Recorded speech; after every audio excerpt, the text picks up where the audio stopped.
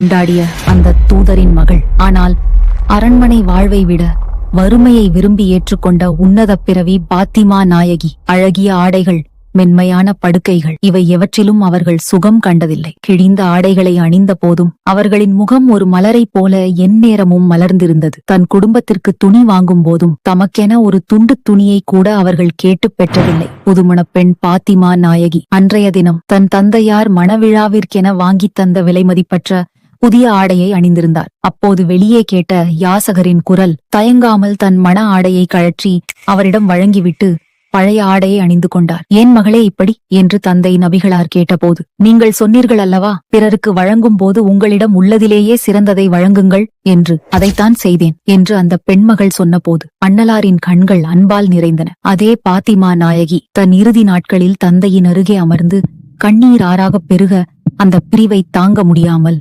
கதறி அழுதார். அப்போது நபிகள் நாயகம் அவர்கள் பாத்திமாவின் காதில் ஏதோ சொல்ல அவர் உடைந்து அழுதார். ஆனால் மறுநொடி மீண்டும் ஏதோ சொல்ல பாத்திமாவின் முகம் நிம்மதியால் மலர்ந்தது. என்ன சொன்னீர்கள் என்று ஆயிஷா பிராட்டியார் கேட்டபோது பாத்திமா சொன்னார், என் தந்தை பிரிய போகும் செய்தியை சொன்னார்கள், அதை கேட்டு அழுதேன். மறுநொடி நீயே முதலில் என்னை சுவர்க்கத்தில் சந்திப்பாய் என்றார்கள். அந்த நிம்மதிதான் என் வதனத்தில் அன்பின் உச்சம். அதுதான் பாத்திமா நாயகி.